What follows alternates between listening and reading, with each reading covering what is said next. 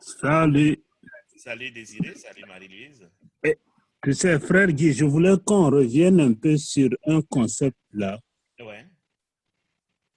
Les idées ne quittent pas leur source. Ce concept, c'est comme si c'est facile à comprendre. Très C'est comme facile. si c'est pas difficile. C'est comme si c'est pas difficile. Hein. Ça, je te dis la vérité. Oui. Mais quand tu commences à réfléchir, tu es perdu dans les pédales même. Hein, Ah ouais? parce que tu te rends compte que si les idées ne quittent pas leur source, donc l'origine de l'idée est toujours là. Si l'idée est fausse, il faut que tu attendes que, comment on appelle ça, sa source même est fausse. Mais elle ne peut pas quitter sa source fausse tant que toi, non, tant que tu ne la défais pas. C'est ça le problème que je ne comprends pas. Parce que si, par exemple, moi qui rêve, Ouais. c'est moi la source de l'idée fausse, comment maintenant défaire cette idée, puisqu'elle ne peut pas quitter sa source? Oui. Est-ce que je peux prendre la parole, Désiré? Oui, oui, sans problème. Wow. Désiré, tu poses là la question sur le paradigme fondamental d'un courant miracle. Tu poses là, je pourrais dire que c'est le premier principe d'un courant miracle, pas des 50 que tu connais, mais ça c'est le principe qui fonde tout un courant miracle. Quand tu l'as compris, je crois que c'est la fin d'un courant miracle. Et tu fais bien de poser la question, je vais m'étaler là-dessus pour que ceux qui veulent comprendre comprennent. La chose part de ceci, que selon un courant miracle, tout est une idée et il y a une seule idée. Tout est une idée et il y a une seule idée qui est le pur esprit. Que tu peux imaginer, j'aime souvent le comparer à une vapeur potentiellement magique que tu peux manipuler à souhait. Comment veux-tu diviser une vapeur universelle qui remplit tout et qui est uniforme? On peut aussi dire une lumière universelle qui remplit tout et qui est parfaite et qui est maximale. Ce serait ça l'idée du pur esprit, ce serait ça le pur esprit. Donc, compare le pur esprit à la lumière maximale que tu ne peux jamais concevoir, qui remplit tout l'univers et qui est dans le pur esprit et qui est tout et tout est pur esprit et il n'y a rien d'autre. Maintenant, la question, c'est de savoir, peux-tu diviser une telle chose? Ainsi présenté, le pur esprit étant ainsi présenté, peux-tu t'imaginer lui le divisant pour le mettre où? C'est que tu vas mettre où? Comment on divise une lumière? Avec quel mécanisme divise-t-on une lumière? Avec le couteau? Avec quoi? Donc, même si le pur esprit venait à penser une idée, elle ne quittera pas le pur esprit puisqu'il n'y a que le pur esprit partout. C'est cela la réalité de cet univers que nous ne connaissons pas. Donc, c'est cela l'énoncé fondamental d'un courant miracle et de Dieu et de la vérité. La vérité de l'univers à jamais sera que tout est pur esprit, c'est-à-dire tout est une idée, et il n'y a rien d'autre. Maintenant, Désiré voulait absolument s'imaginer qu'il peut faire autre chose qui ne soit pas pur esprit. Il a donc fermé ses yeux, il a dit, imaginons un pur esprit qui n'est pas 100% lumière, et qui, de surcroît, ne remplit pas tout l'univers. C'est ainsi que tu as fabriqué l'ego. Donc, l'ego, c'est la pensée d'un pur esprit qui n'est pas universel, qui n'est pas omniprésent et qui n'est pas maximal. S'il n'est pas maximal, du coup, tu lui as donné des niveaux. Tu dis, ben, s'il peut ne pas être maximal, pourquoi il serait 99%? Il peut bien être 1%. Et du coup, une fois que tu as inventé ton pur esprit qui va de 1 à 99%, tu as maintenant la possibilité illusoire d'imaginer que tu as divisé le vrai pur esprit qui était 100% en deux purs esprits dont un est 99% et l'autre 1% afin que le 1% soit peut-être l'idée de 99% et que tu as donc pu ainsi diviser le pur esprit, que tu as ainsi pu diviser l'idée. Tu conviens seulement avec moi que c'est une gymnastique incroyablement folle et impossible. Mais nous, tellement nous avons le pouvoir de Dieu que cette croyance a produit effectivement quelque chose. Elle a effectivement produit quelque chose qu'on appelle l'ego, un pur esprit divisible, et grâce auquel on a pu manifester des corps, on a pu manifester ce monde, on a pu manifester cet univers. Donc, le postulat du Saint-Esprit de Dieu est que les idées ne peuvent pas être divisées, donc elles ne quittent pas leur source. Le postulat de l'ego qui a vocation à faire mentir constamment, Dieu dit, faux. Les idées peuvent quitter leur source. La preuve, tu as quitté le ciel. La preuve, tu es dans ce monde. Donc, si les idées peuvent quitter leur source, alors Désiré avait vraiment rêvé et quitté le ciel. Et mieux, Désiré est aujourd'hui dans le monde. Ça, c'est comme ça que l'ego pense. C'est que l'ego t'a enseigné et tu y as cru et tu es convaincu d'être dans le monde parce que tu penses comme l'ego que les idées, parce que tout est une idée, même ton corps est une idée. Toute maison, imagine quand tu veux construire un immeuble ou bien un avion, ça part d'une idée, un concept que tu vas donc réaliser. C'est en cela que tout est une idée. Tout ce qui existe a son pendant conceptuel, son pendant au niveau des idées. Tu peux voir la chose au niveau de ce qui a été manifesté dans la maison, mais tu peux aussi la voir seulement au niveau du concept. Mais dans ce cas encore, le cours dit que l'objet, l'effet et la cause ne sont jamais séparés, toujours parce qu'il y a un seul. Donc, le fondement d'un cours en miracle et de la vérité et de la réalité à jamais sera que les idées ne quittent jamais leur source. Ça, c'est le Saint-Esprit, c'est Dieu qui le dit. Quand tu penses ainsi, tu as pensé comme Dieu et tu es admissible à l'illumination, admissible au retour au ciel. Mais quand tu penses comme l'ego, en pensant que les idées quittent leur source, et donc que tu n'as jamais pu quitter le ciel, et que tu as même pu quitter le rêve pour être dans le monde, tu penses comme l'ego, tu n'es pas encore qualifié pour être illuminé et pour rentrer au ciel.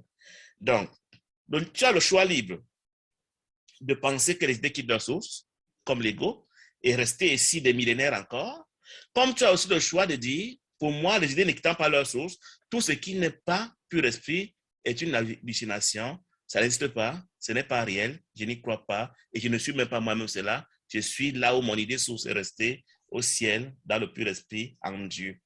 Donc, c'est un peu ça, l'idée fondamentale même que le cours veut nous enseigner, que nous apprenions que nous ne pouvons pas avoir quitté le ciel, nous ne pouvons pas être ici. Mais qu'est-ce que toi tu fais pour démontrer à Dieu que tu as quitté le ciel? Tu lui dis, regarde, la preuve que j'ai quitté le ciel, c'est que je suis pécheur et que le péché existe. C'est la preuve, Dieu, que j'ai pu quitter le ciel. La preuve, c'est que j'ai pu te vaincre pour diviser ton pur esprit. Je suis tellement fort que tu avais dit que le pur esprit est indivisible, mais moi, je t'ai démontré que le pur esprit est divisible. La preuve, j'ai inventé l'ego. L'ego qui n'est pas le pur esprit. La preuve, c'est que l'ego même que j'ai inventé, je l'ai fragmenté en des milliards d'individus et d'objets et de choses. Preuve que Dieu, tu n'es pas aussi puissant que ça. Dieu, tu n'es pas vrai. C'est moi la vérité. Je t'ai démontré que mon pouvoir dépasse le tien. J'ai pu faire ce que tu n'as jamais pu faire, diviser le pur esprit. Mais le fait, c'est que Dieu te dit, mon cher Désiré, tu l'as fait en rêve, mais tu n'as rien fait en réalité. Quand tu vas te réveiller ton rêve, tu constateras que c'est moi qui avais raison. C'est pour cela que nous ne voulons pas nous réveiller, parce que nous avons peur de constater qu'on s'était trompé, qu'on s'était menti à nous-mêmes. C'est pour ça que nous voulons que le rêve dure. Parce que si tu te réveilles, tu te rends compte que tu étais en train de délirer, de fantasmer que c'est Dieu qui avait raison, tu n'es pas prêt à supporter cette honte et cette humiliation-là. Donc, pour accepter de t'illuminer, donc d'apprendre à penser comme Dieu, que les idées ne quittent pas leur source, ça demande à se faire violence, harakiri, ça demande à une certaine dose d'humilité pour dire, oui, j'ai fini par reconnaître que je m'étais trompé, Dieu avait raison, les idées ne quittent pas leur source, je n'ai jamais quitté le ciel, je peux donc rentrer maintenant, vivre dans la réalité que je fuis, parce que je crois que si je rentre dans la réalité, je vais être convaincu d'erreurs et de mensonges et peut-être pourquoi même pas être puni. Donc, tout ce que nous faisons dans notre rêve a tendance, a pour but de différer, voire de rendre quasiment impossible notre retour au ciel, parce que nous ne voulons pas apprendre que les idées ne quittent pas leur source.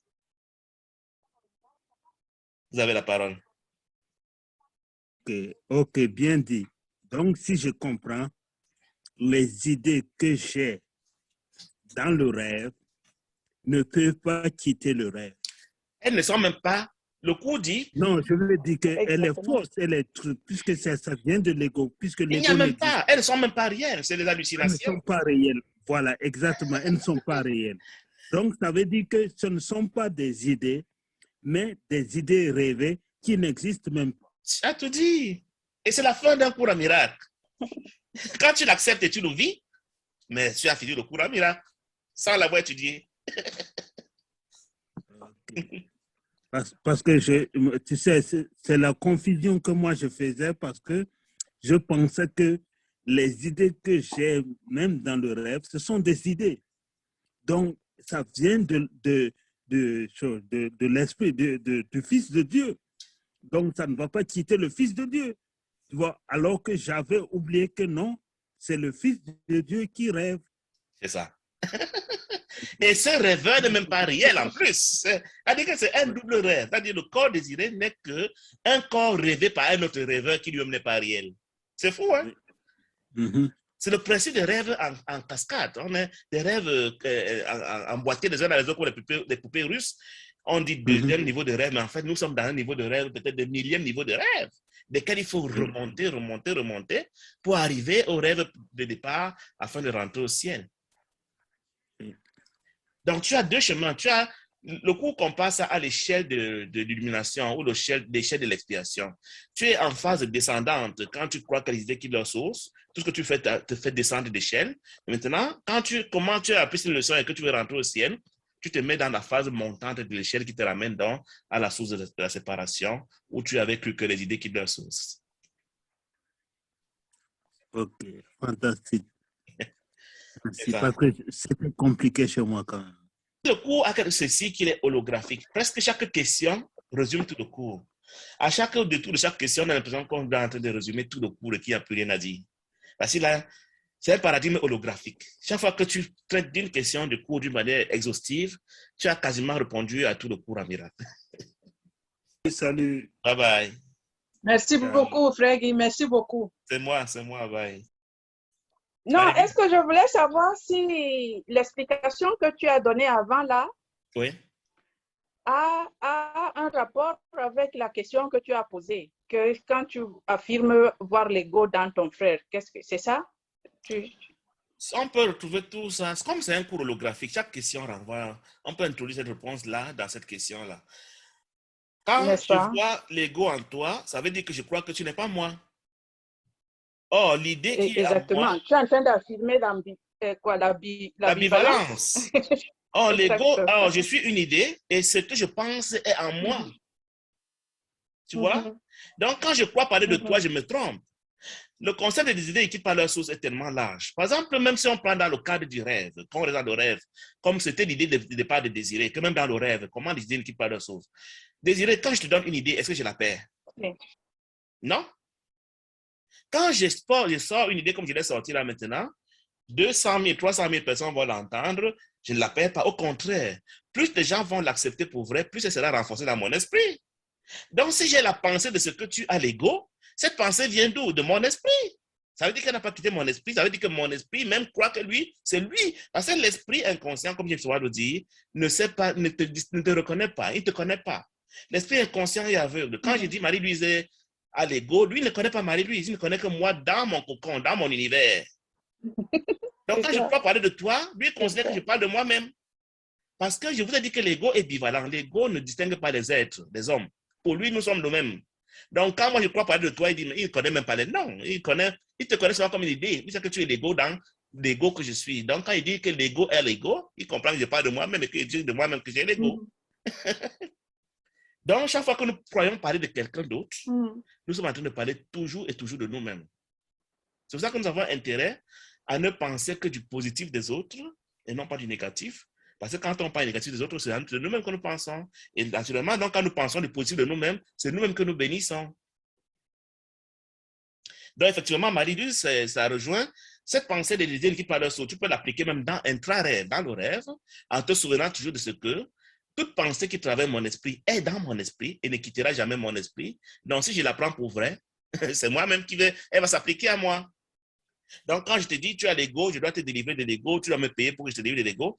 Quand le cours parle de la psychothérapie, parlant de Dieu, du guérisseur de Dieu, le cours dit que Jésus, le guérisseur de Dieu, voilà comment il opère. Quand il voit Marie-Louise malade, il dit, Marie-Louise, que je crois voir, tu es une idée dans mon esprit. Et cette idée dans mon esprit, je ne veux plus la voir malade. je veux la voir guérie. Parce que moi, je te vois malade, mais Dieu lui te voit en santé. Il veut dire, le Saint-Esprit te voit en santé. Pourquoi je ne te verrais pas comme le Saint-Esprit? Maintenant, si la pensée que j'ai de toi dans mon esprit est plutôt guérie et que ça se manifeste à l'extérieur, c'est tant mieux. Mais je dis, le corps qui joue à être toi, il n'a qu'à jouer les malades. Mais dans mon esprit, je refuse de croire que l'idée de Marie-Louise, qui est l'idée de Guy, est malade. C'est ainsi qu'on guérit avec, je vais dire selon un courant miracle. Toujours penser que le corps que tu vois n'est pas le vrai malade. Le malade est une idée dans ton esprit que tu vas maintenant proclamer guéri. Parce que l'idée ne quitte pas ton esprit. Le corps veut seulement que tu l'associes à une idée qui est dans ton esprit. Et tu dis, ce corps, tu ne me mentiras pas. Jouer les malades, c'est ton problème. Mais ton correspondant dans mon esprit, qui ne quittera jamais mon esprit, ne peut pas être malade parce qu'il est le Christ. Non, je voulais seulement confirmer l'explication que tu as donnée à Désiré sur la pensée ne quitte pas leur source, quoi. J'ai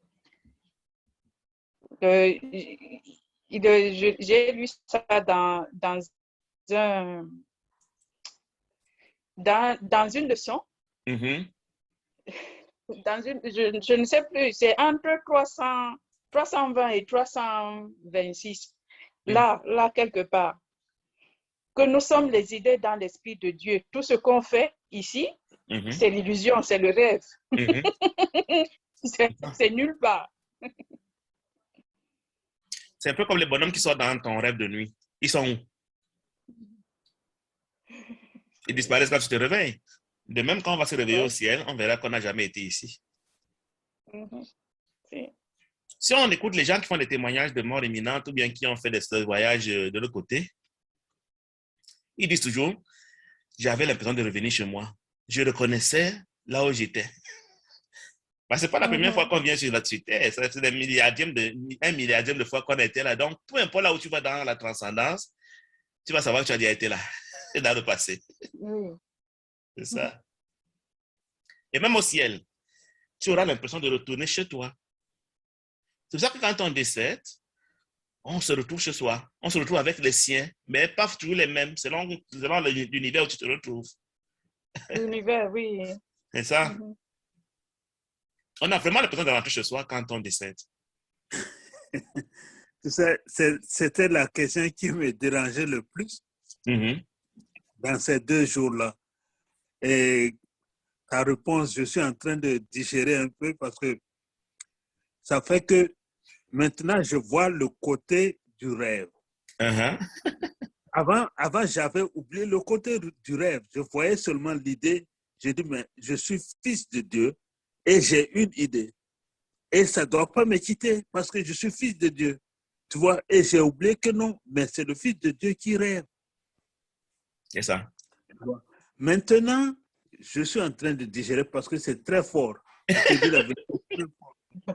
Parce que le fait que ça ne quitte pas, ça veut dire maintenant que ça ne quitte même pas mon rêve. Tout ce que je fais dans le rêve, ça ne quitte pas le rêve. Quand je veux me réveiller, tout est parti avec le rêve. C'est ça. La meilleure, c'est que Désiré, vraiment, il n'y a pas plusieurs univers. Il n'y a pas plusieurs esprits. Il y a un seul esprit qui opère comme une fumée magique. C'est le même esprit que tu transformes quand tu crées un autre univers. Du coup, il couvre les autres univers que tu avais. Le même. Et tu as le pouvoir d'en faire ce que tu veux. C'est dans cet esprit que tu as décidé que Guy est à Montréal selon toi et qu'il est ceci, qu'il est cela. C'est ton Guy à toi. Hein? Ce n'est pas le même Guy pour tout le monde. Hein? Donc, chacun de nous, on croit avoir le même univers. On n'a pas le même univers. Dans ton univers, j'ai la fonction d'ami Internet qu'on n'a jamais rencontré. Mais dans l'univers de ma femme, j'ai son mari, qu'elle voit chaque jour. C'est un autre univers. Une autre fonction. C'est le même esprit que nous utilisons le pouvoir de Dieu que nous avons pour chacun s'inventer son univers. Et il n'y a pas 2 êtres qui ont le même univers dans le rêve. C'est impossible. En revanche, au ciel, tous ont le même univers. C'est ça qui fait l'unité parfaite. Dans le rêve, chacun est seul dans son univers. Si dans l'univers de ma femme, je la tape, je ne tape pas Marie-Louise dans son univers. Je peux être gentil dans l'univers de Désiré et méchant dans l'univers de Marie-Louise. Ton univers, apparemment, c'est les mêmes corps. Mais ces corps ne sont que des symboles dont chacun a le droit de se faire sa petite idée et donner une fonction à ce corps dans son univers privé. C'est donc ces idées qui deviennent ton univers. Et ces idées ne quittent pas ton esprit. Donc, tu transportes ton univers avec toi. Quand tu vas décider, tu emporteras ton univers avec toi. C'est l'expérience de lui que tu feras dans ta transcendance. Ce n'est pas le vrai, celle de Dieu à l'original, l'authentique. Mais nous avons tous des copies de l'univers de Dieu dont nous avons fait ce que nous voulions et que nous traînons de vie en vie. Donc, quand tu vas dire, j'ai vu Michael Jackson en enfer, non, c'est ta copie de Michael Jackson que tu as vu dans l'enfer de ton propre univers. Et la meilleure, c'est que chacun de nous a potentiellement, je dis bien potentiellement, dans son esprit, tous les univers. Ça veut dire quoi? Ça veut dire qu'on parle souvent des permutations, des chiffres en mathématiques. C'est-à-dire que toutes les compositions possibles te sont autorisées dans ton univers. Peu importe l'univers que tu inventes, il n'est pas nouveau, il a déjà été là, tu n'as fait que l'activer pour couvrir les anciens univers. Si bien que même dans cette vie, au jour le jour, minute par minute, seconde par seconde, tu peux changer d'univers. Dès que tu changes la fonction d'un seul acteur dans ton univers, ta perception d'un seul acteur dans ton univers, tu te fais un autre univers. Nous sommes donc ici pour entraîner notre esprit à abandonner nos univers privés, pour apprendre à avoir le même univers que le Saint-Esprit, afin que nous puissions donc retourner à l'univers de Dieu, qui est quasiment le même que l'univers du Saint-Esprit. Donc, pour arriver à cette conclusion, tu dois d'abord comprendre que les idées que tu as expriment simplement ce qu'il y a à l'intérieur de toi. Et demande-toi, mais cette idée qui est à l'intérieur de moi, que j'exprime maintenant, elle m'aide à retourner au ciel ou elle m'éloigne de mon illumination? C'est la question que tu dois te poser. Pourquoi cette idée? À quoi elle me sert? Si l'idée ne te rapproche pas de l'amour parfait de Dieu et du Saint-Esprit et du Christ, tu comprends qu'elle est en train de t'éloigner de l'illumination. Toi, tu crois attaquer quelqu'un d'autre? Non, ce quelqu'un d'autre n'existe pas. C'est des poteaux, c'est des morceaux de bois, c'est des marionnettes qui sont faites pour que chacun de nous se fasse sa petite idée de la marionnette en question pour bâtir son propre univers. Donc, quand la marionnette va te faire un tour, elle va te faire un geste, elle va te faire un mauvais comportement, elle t'incite à exprimer ce qu'il y a dans ton esprit.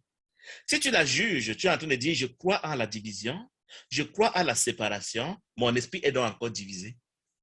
C'est cela que tu dois la remercier parce qu'elle t'a permis de constater que ton esprit est encore divisé. Et si tu lui pardonnes, elle t'aura permis de constater que ton esprit commence à ne plus être divisé, voire qu'il n'est plus divisé. Mais ce n'est pas d'elle qu'il s'agit. Ce n'est pas de la marionnette du corps qu'il s'agit. Il s'agit de l'idée de toi que tu as projetée sur cette marionnette pour voir ce qui est à l'intérieur de toi. Donc, les marionnettes qu'on a fabriquées nous permettent de voir, parce que comme on n'est pas capable de voir ce qui est à l'intérieur, en utilisant le mécanisme de la projection pour voir ce qui est à l'intérieur et pour savoir qui je suis ou qui je crois être, divisé ou unifié. Et ça commence parce que si je vois que l'autre est le même que moi, je ne suis pas en train de parler de son corps, mais je pense donc que l'idée de lui à l'intérieur de moi n'est pas différente de l'idée de moi à l'intérieur de moi, donc je suis unifié par rapport à lui. Le but étant de finir par être unifié par rapport à tous. C'est ça l'illumination.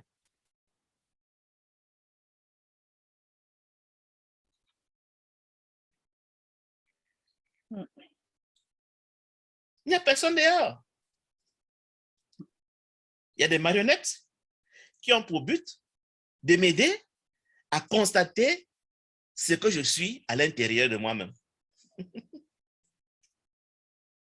Donc, peu importe ce que la marionnette fait de méchant, peu importe que ce soit à la télé, au cinéma ou dans un livre ou qu'on m'a raconté, ma réaction par rapport à la pensée de cette marionnette qui n'existe pas renvoie à une idée qui est en moi, que j'ai acceptée ou rejetée, que j'ai pardonnée ou jugée.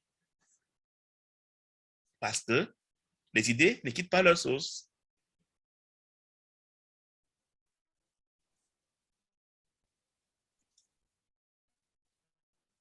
C'est trop fort, hein, comme postulat. Quand tu n'as pas compris ça, et que tu dis aux gens, tu as l'ego, je vais te délivrer de l'ego, je vais te guérir, paye-moi. C'est terrible, c'est terrible. Et c'est des enseignants d'un cours à miracle des choses pareilles. C'est fort. Quand j'entends des choses pareilles, je comprends à combien de lieux nous sommes de comprendre de quoi parle un cours à miracle.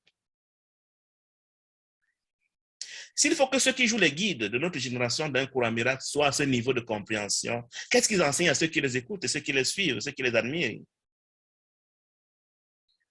Mais comme c'est un choix, chacun, en ce cas, il voudra apprendre la vérité. Comme ce que tu dis, chaque question revient à la même question. Tu as beau expliquer par d'autres paroles, mais c'est la même question qui est répondue.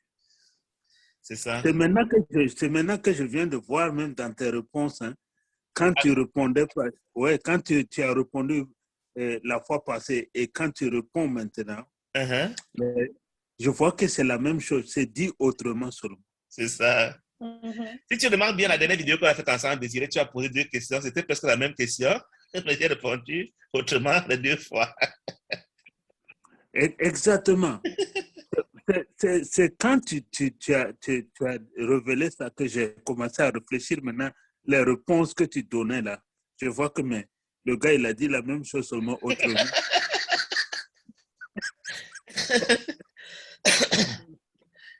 Non, un cours à miracle est tellement simple, vraiment, c'est simple. Si on ne le comprend pas, c'est parce qu'on ne veut pas. On y résiste. Parce qu'il attaque notre réalité, il attaque nos vérités, il attaque ce que nous voulons prendre pour vrai. Dès l'instant où je ne suis pas ici et je ne suis pas plus important que toi, la vie devient, entre guillemets, ennuyeuse pour l'ego. Je veux bien être plus que toi pour me donner une certaine valeur. Être le même que toi, là, ce n'est pas amusant. Même quand je parle comme ça, Désiré, si dans mon inconscient, je suis en train de t'enseigner, je suis en train d'établir la différence. Je suis en train d'établir un ordre de hiérarchie. Mais tu sais, non, quand le problème de l'inconscience, moi, je me suis dit, c'est pas mon problème. Pour moi, c'est la conscience d'abord que je dois être toujours conscient de ce que je fais. Parce que si je commence à réfléchir, est-ce que ça j'ai fait dans l'inconscient? Non, non, non, non, non. C'est la conscience d'abord que je dois m'arranger pour comprendre ça. Tu partages le travail avec le Saint-Esprit. La partie consciente, c'est ton travail. La partie inconsciente, c'est le Saint-Esprit. Oui, oui, exactement. C'est ça. Parce que si tu pars dans l'inconscient, tu vas t'ennuyer là-bas. Tu ne vas rien savoir. Tu n'y as même pas accès. Tu n'as pas accès à l'inconscient. Tu l'as tellement reprimé, refoulé, que tu ne peux plus accéder à ça. Pour toi, c'est comme s'il n'existait même pas. C'est pour ça que tu as besoin du Saint-Esprit pour faire le ménage dans ton esprit. C'est pour ça qu'une spiritualité qui n'implique pas le Saint-Esprit ne peut pas t'amener à l'illumination. Parce que le but, c'est quoi? C'est que toutes tes anciennes vies et tous tes anciens péchés, entre guillemets, ta culpabilité, est dans ton inconscient auquel tu n'as pas accès. Quand tu la vois en ton frère, si Marie te dit, il y a ça dans ton inconscient. Tu dis au Saint-Esprit, ah, je viens de juger mon frère, ça veut dire que dans mon inconscient, s'il te plaît, nettoie ça. Il nettoie. C'est le but, le pardon. Le pardon, c'est une manière d'ordonner au Saint-Esprit d'aller nettoyer en toi ce que tu as cru voir en ton frère. Ce que tu as jugé en ton frère. Tu peux voir et ne pas juger, ça veut dire que ce n'est pas dans ton inconscient. Si c'est dans ton inconscient, tu vas toujours juger. C'est impossible que tu ne juges pas. Dans le but, pas de te faire mal, mais dans le but de t'enseigner à toi-même que la chose est en toi. Parce que les idées ne quittent pas leur source. Exactement. C'est ça. Mais si tu ne juges pas, tu comprends bien que Jésus voyait bien les choses, les gens faisaient des choses bizarres sur la terre, mais il ne les jugeait pas. Parce que cette chose n'était pas dans son inconscient. Tu vois? Donc, le fait n'est pas de voir, mais de juger ce que tu vois. C'est ça le défi. Et ne pas juger, une manière de le dire, c'est ne pas avoir d'émotions, surtout pas d'émotions négatives par rapport à la chose.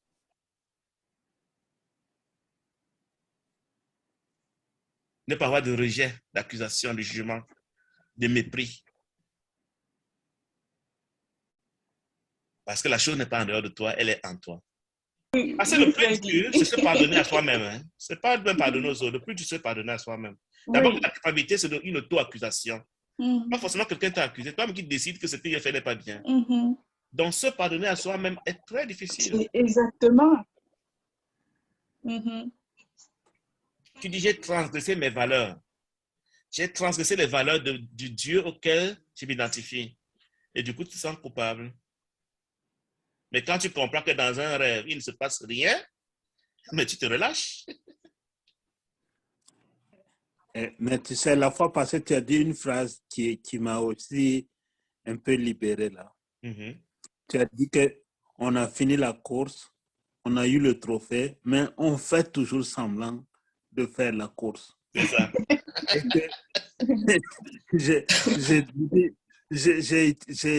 J'ai réfléchi sur ça.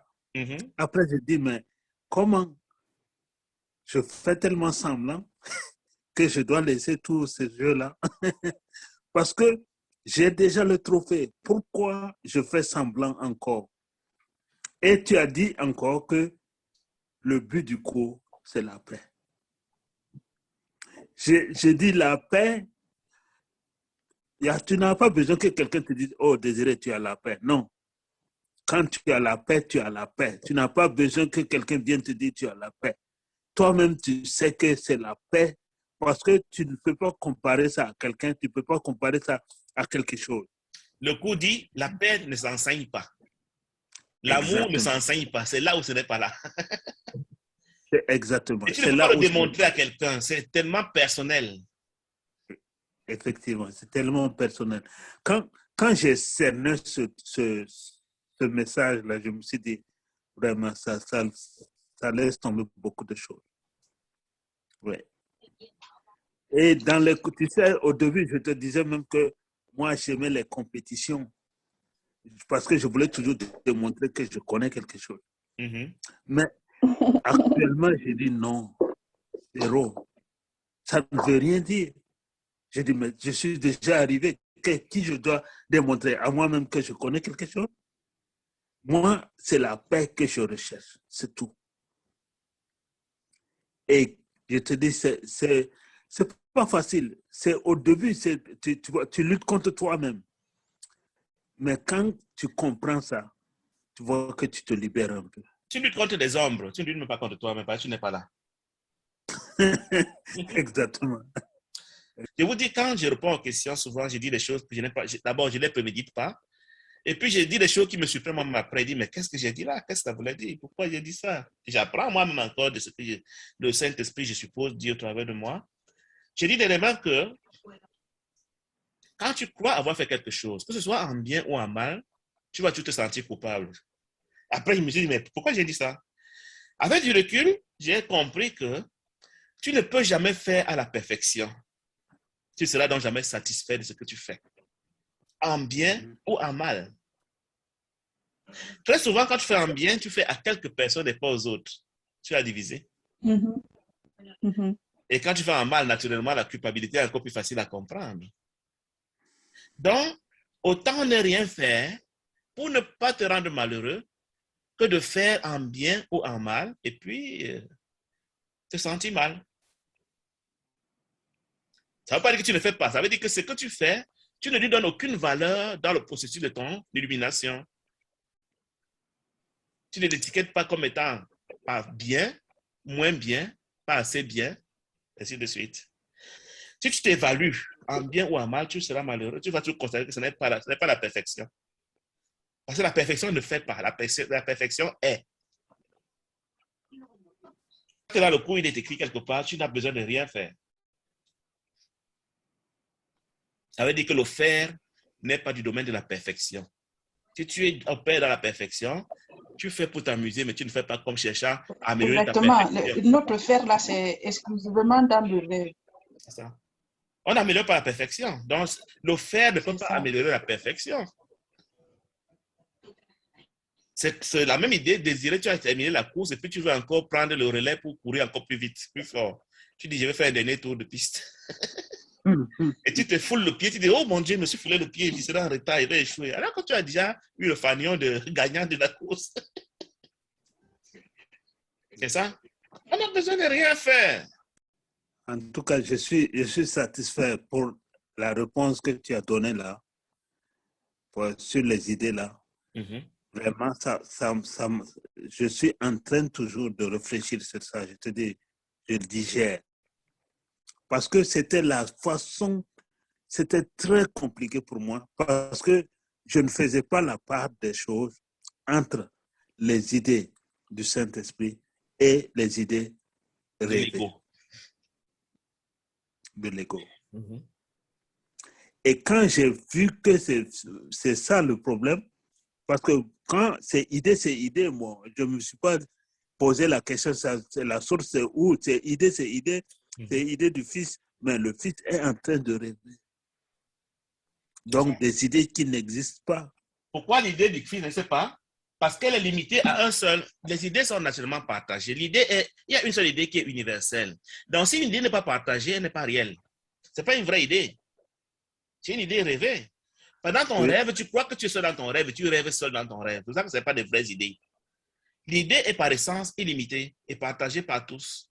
Donc, une idée que tu n'as pas partagée avec tout le monde n'est pas une vraie idée. Ce n'est pas une vraie idée. C'est une idée rêvée. L'idée est Dieu et Dieu est illimité. Donc, quand tu as une idée qui n'est pas illimitée, elle n'est pas de Dieu, elle n'est pas Dieu, elle n'est pas réelle.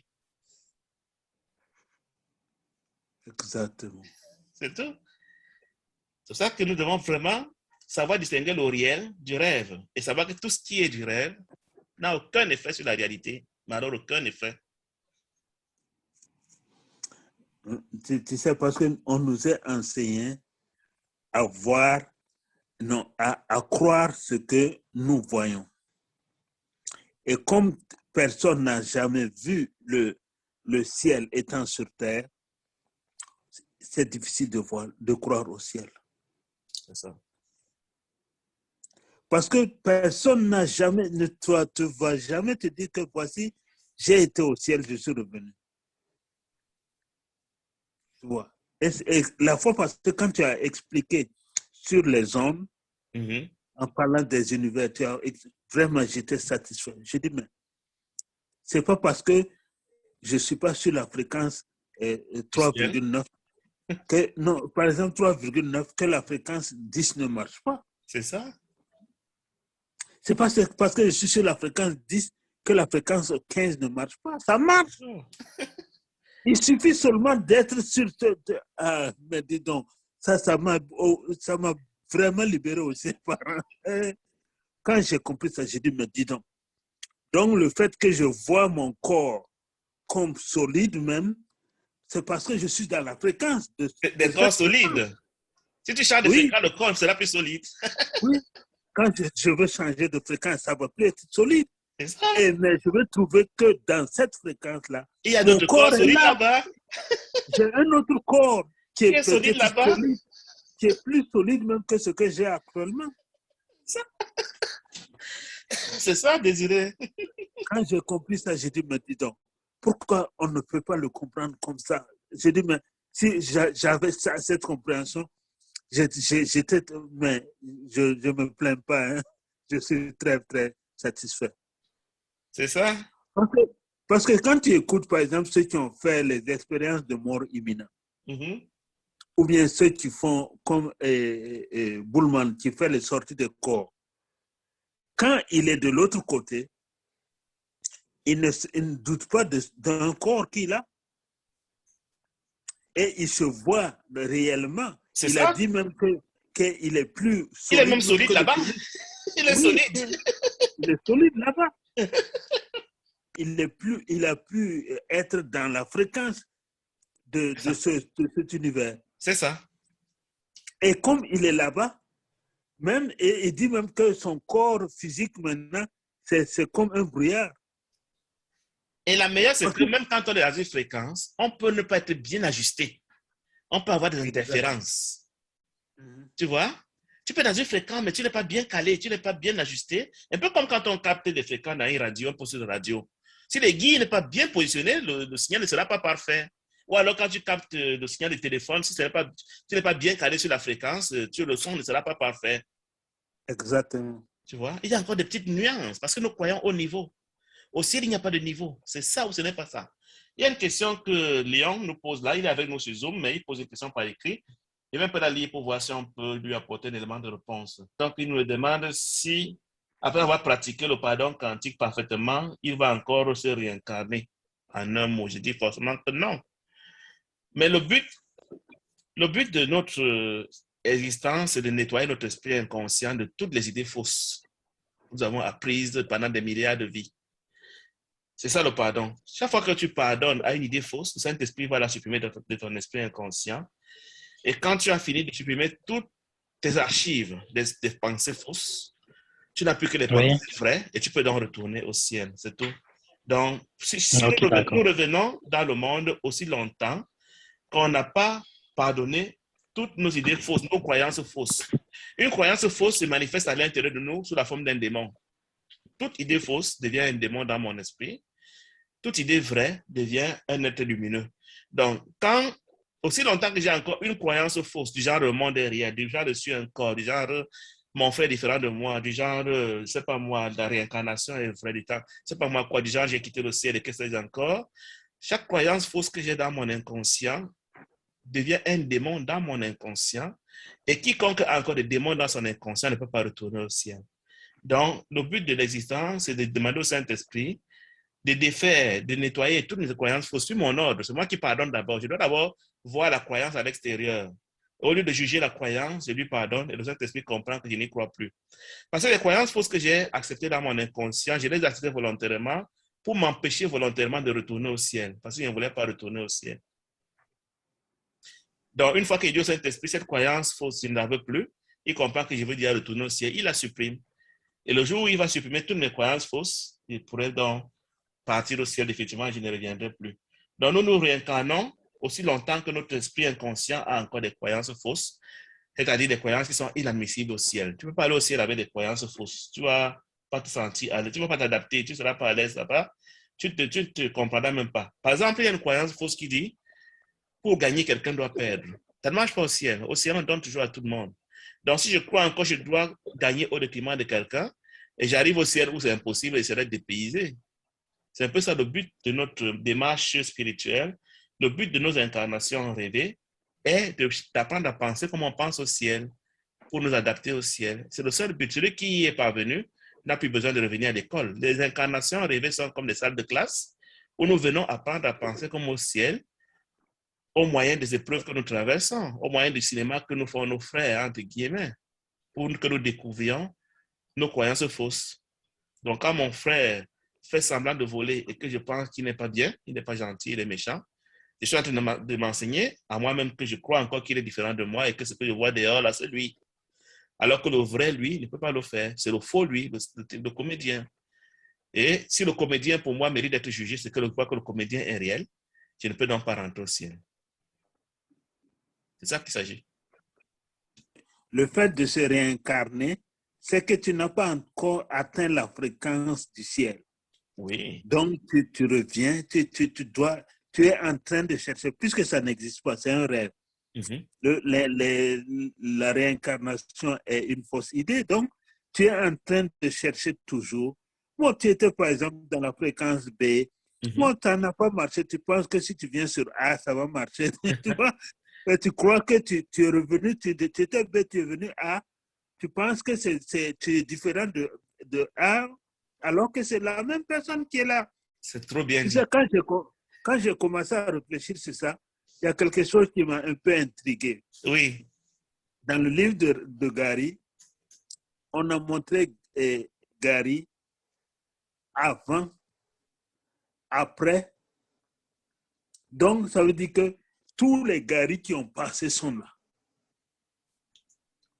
C'est ça qui m'a intrigué. J'ai dit, mais si par exemple, ça m'a intrigué, pourquoi? Je me suis dit, si par exemple, ceux qui étaient avec Jésus, ils sont encore dans le système de vie ce cycle de vie et mort.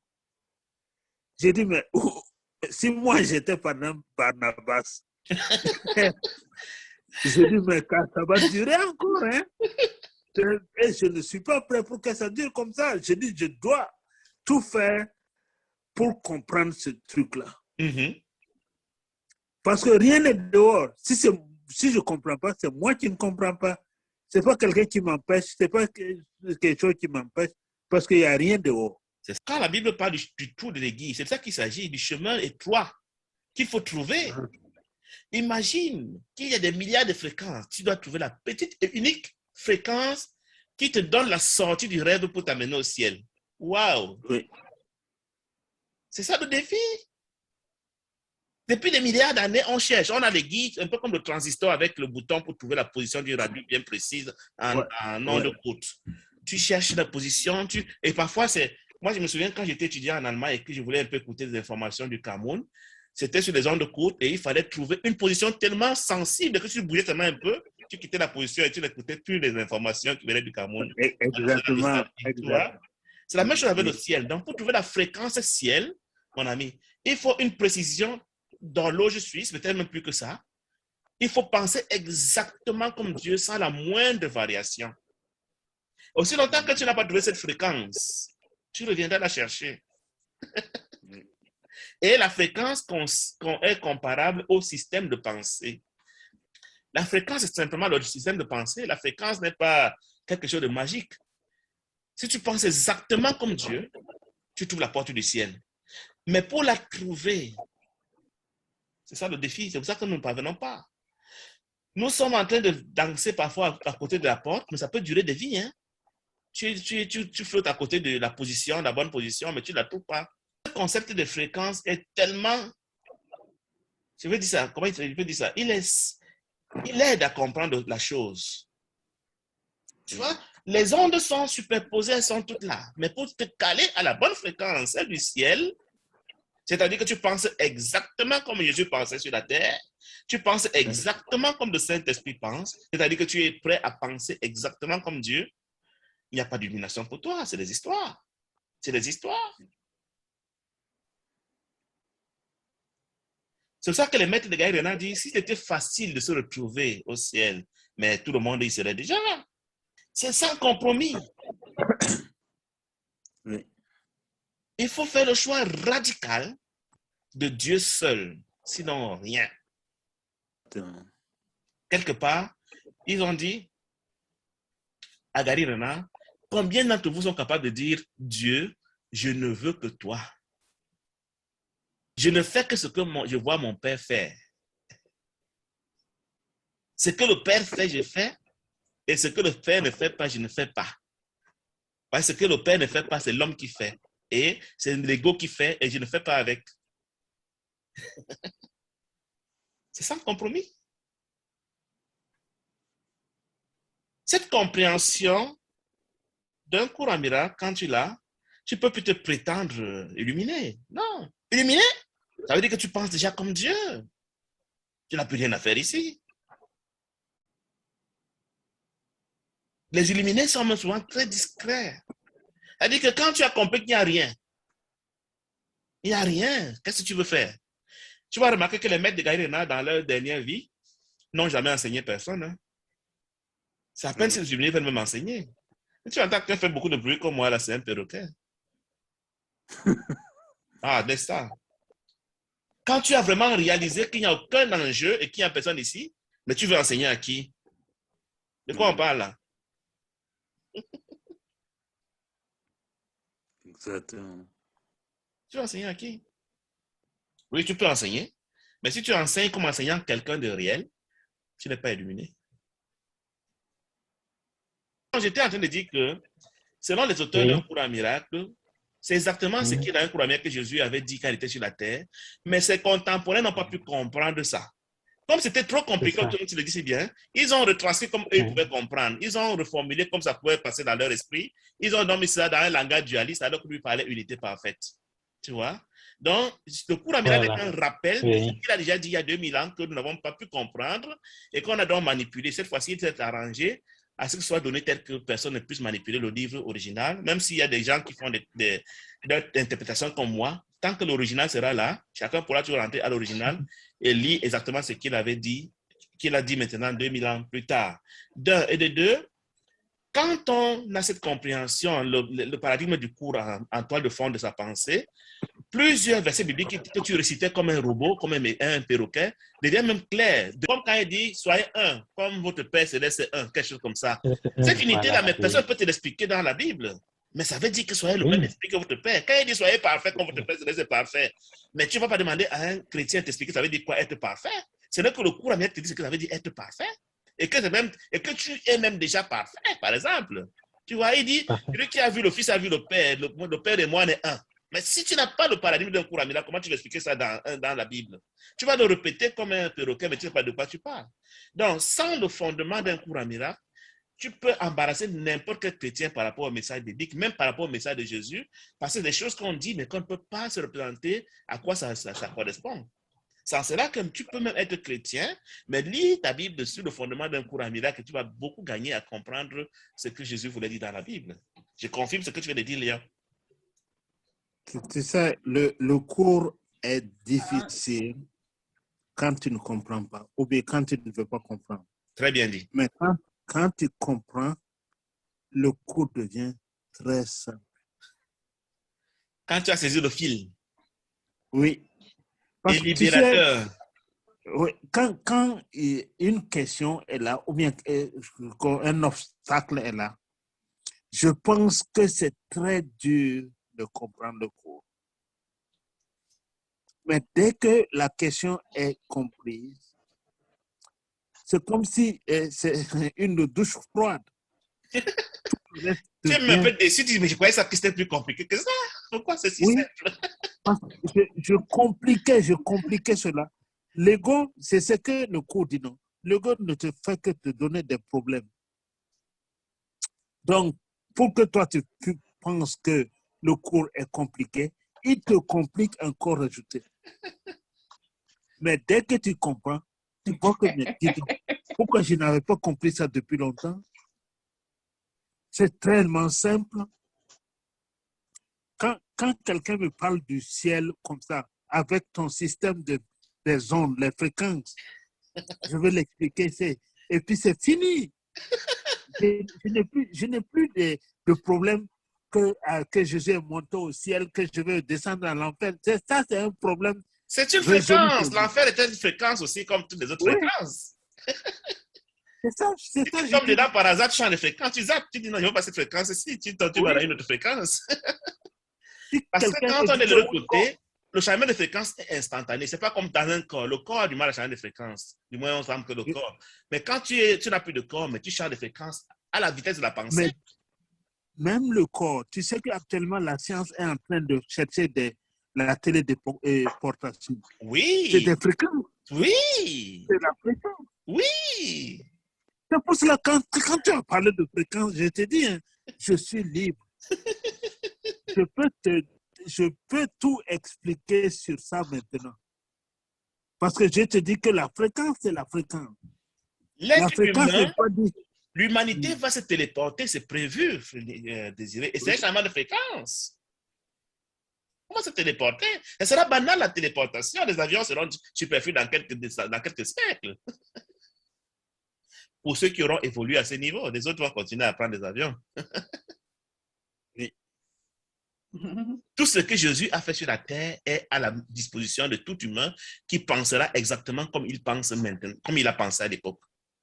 Quand tu as expliqué le système des ondes là, j'ai dit ok, c'est fini maintenant. Mais Désiré, le téléphone portable, la télévision pour ta grand-mère, c'était de la sorcellerie, non? Exactement. Aujourd'hui, tu fais la sorcellerie, tu fais la magie sans te poser des questions. Tu téléphones, tu ne sais pas à la distance comme ça. Avant, tu disais ça à tes ancêtres, tu disais, mais de quoi tu parles? Oui. C'est la sorcellerie. Ma grand-mère allait quand même s'énerver que toi, tu es au Canada, tu parles, et puis moi, je te vois. Elle dit que ça, c'est quelle sorcellerie comme ça? C'est ça. Non, nous sommes dotés d'un pouvoir insoupçonnable, mais qu'on ne connaît pas. On ne connaît pas encore. J'ai lu un commentaire ce matin d'un ami qui me disait, sur Facebook que j'ai beaucoup apprécié. Il dit, c'est Elkanah Ben Abraham, il dit, les enseignements du CM sont magnifiques, mais ils nient l'existence du péché. Donc, Elkanah dit, je veux absolument avoir le péché pour que je sois content d'un cours à miracle. Il dit que le cours est bon, mais le fait que le cours rejette le péché, c'est-à-dire, imaginons que les magistrats disent, tout le monde est innocent en prison. Quelqu'un dit, non, non, non, je préfère qu'il y ait des coupables dans la prison. C'est pour qu'ils restent dans la prison. Si tu veux que les gens restent en prison, qui est des coupables? C'est toi qui vas rester en prison. Ceux qui auront accepté, parce que même quand on te gracie, tu dois accepter encore ta grâce, non? Exactement. Tu peux la refuser. Donc, le président vient, il dit qu'on va vider la prison, tout le monde est innocent. Tu entends des gens dire, non, non, non. Nous voulons la prison, nous voulons le péché, nous voulons la culpabilité. Nous ne sommes pas d'accord de ça. C'est incroyable l'être humain. Le cours dit, on fait toujours à soi-même, on ne fait à personne. Quand tu dis, je veux le péché, tu dis, je veux être pécheur. Mais dans notre ignorance, on réclame des pareilles choses. Croyant qu'on le réclame pour l'autre, alors qu'on parle toujours de nous-mêmes. Inconsciemment, il est en train de dire, si le péché est enlevé, je vais rentrer au ciel et je ne veux pas de ça. Je veux le péché. Voilà ce qu'il déclare sans le savoir, dans son inconscient, parce qu'il n'est pas encore prêt à vouloir rentrer au ciel. Il veut absolument trouver en le péché une défense contre son propre retour au ciel. Oui. Et il ne sait pas. Chacun de nous a ainsi son petit truc par lequel il diffère son retour au ciel. Lui, il dit, moi, je m'accroche au besoin que le péché soit réel. J'aime ça. Comme ça, je suis pécheur. Et en tant que pécheur, Dieu ne peut m'accepter dans son royaume. C'est pour ça que quand quelqu'un demande on demande à Jésus dans un cours à miracle, mais comment est-ce que l'idée de la séparation est née? Il dit, mais tu es en train de l'apprécier maintenant. Toi, fils de Dieu, tu l'apprécies. Comment tu demandes comment elle est née alors que tu es dedans? Est-ce que tu te posé la question pourquoi tu la préfères à l'unité? C'est comme ça qu'elle est née. C'est toi qui l'avais eue et tu l'as encore maintenant. Ah, les amis, je crois que on est déjà essoufflé. On n'a plus grand chose à se dire. En tout cas, oui, merci beaucoup.